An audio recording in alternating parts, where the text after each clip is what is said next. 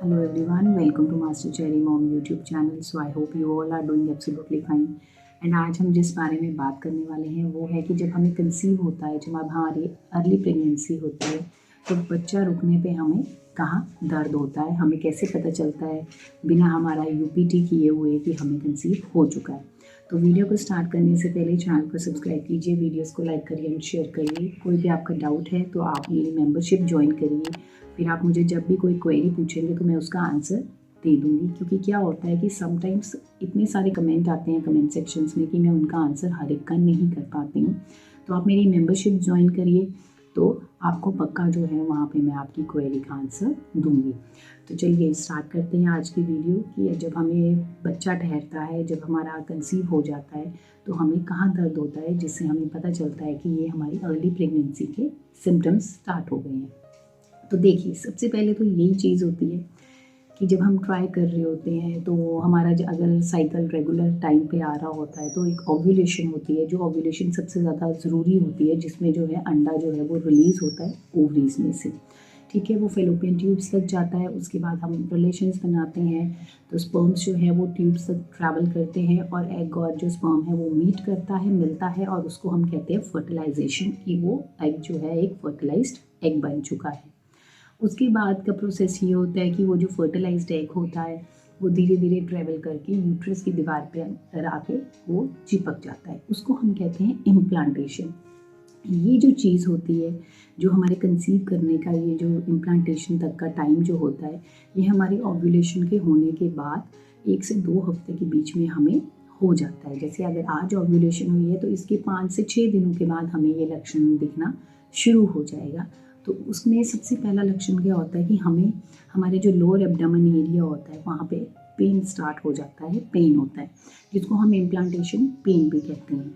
Implantation pen वो होता है कि जब जो फर्टिलाइज्ड एग होता है वो यूट्रस की दीवार पे अंदर आके चिपकता है, और जब वो गड्ढा करता है तो जो ब्लड वेसल्स होती हैं वो वहाँ पे थोड़ी सी हार्म होती है, उनको थोड़ी सी चोट आती है, तो इस वजह से वो क्या होता है, दर्द होती है और वो वहाँ पे अपनी जगह बना लेता है, और उसको हम कहते हैं इम्प्लांटेशन। तो ये जब गड्ढा बनाता है तो उस टाइम पे हमें दर्द होती है। ये हमें लोअर एब्डोमेन में होती है, नाभि के नीचे वाले हिस्से में होती है, लेफ्ट साइड भी हो सकती है, राइट साइड भी हो सकती है, और सेंटर में भी हो सकती है, बीचों बीच एकदम यूट्रस के।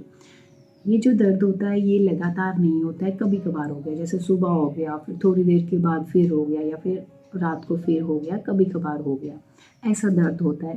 लेकिन ये जो दर्द होता है, ऐसा दर्द होता है कि ये बहुत हल्का दर्द होता है, इसके लिए आपको किसी भी प्रकार की दवाई लेने की ज़रूरत नहीं होती, यहाँ तक कि हम फील ही नहीं कर पाते हैं कि ये दर्द हमें ऐसा हो भी रहा है। कोई होगा तो बहुत हल्का होगा, जिसको हम इग्नोर कर देंगे कि ये तो बस वैसे ही हो रहा है और ये ठीक हो जाएगा, है ना, या फिर हम काम कर रहे हैं तो हमें पता भी नहीं चलेगा कि ये कोई दर्द हो रहा है हमें।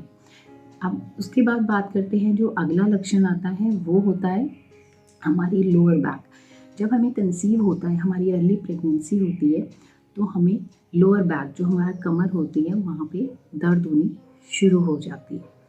वो दर्द जब होती है तो हम जो है कंफ्यूज भी करते हैं कि हमें कहीं पीरियड्स तो नहीं आने वाले हैं, उस वजह से दर्द हो रही होगी। लेकिन ये जो लक्षण होते हैं इसके साथ साथ और भी लक्षण आने शुरू होते हैं, जैसा कि मैंने बताया इम्प्लांटेशन पेन हो गया।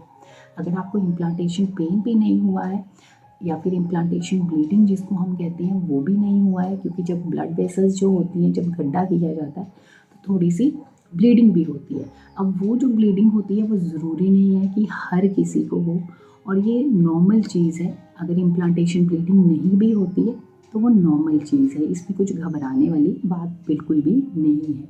तो उस टाइम पे हमें कमर में भी दर्द होना शुरू हो जाता है, जो कि हमें इंडिकेट करता है कि हमें कंसीव हो चुका है। अब जो अगला रीज़न आता है, एक अगला संकेत जो आ रहा है बहुत ज़रूरी, वो होता है ब्रेस्ट टेंडरनेस का।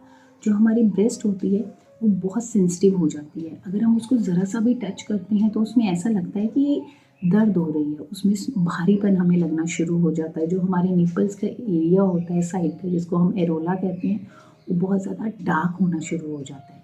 वो इसलिए होता है कि जो प्रेगनेंसी हार्मोन्स होते हैं, जब हमें कंसीव हो जाता है तो प्रेगनेंसी हार्मोन हमारे जो ब्रेस्ट को है वो तैयार कर रहे होते हैं मिल्क प्रोडक्शन के लिए, दूध बनाने के लिए, ताकि आगे जाके हम बच्चे को फीड दे सकें। तो ये जो मैंने आपको 3 लक्षण बताए हैं, ये बहुत ज़रूरी लक्षण हैं। और मैं एक बार फिर से बोल देती हूँ कि ये ज़रूरी नहीं है कि आपको इम्प्लांटेशन ब्लीडिंग होगी ही होगी। ये नॉर्मल चीज़ है, अगर नहीं भी होगी तो भी एकदम सही है। अगर हो भी जाती है इम्प्लांटेशन ब्लीडिंग तो वो भी नॉर्मल चीज़ है। और इम्प्लांटेशन ब्लीडिंग जो होती है वो बहुत हल्के गुलाबी रंग की होती है, और वो ऐसा एक इम्प्लांटेशन ब्लीडिंग होती है जिसके लिए हमें पैड्स वगैरह यूज़ करने की ज़रूरत नहीं पड़ती। ये या तो थोड़ी देर अभी आ जाएगी 1-2 ड्रॉप्स और उसके बाद शाम को आएँ, या फिर जब हम वॉशरूम जाते हैं तब हमें फ़ील होता है कि हाँ, ये तो स्पॉटिंग सी हुई है, ब्लीडिंग सी हल्की सी हुई है।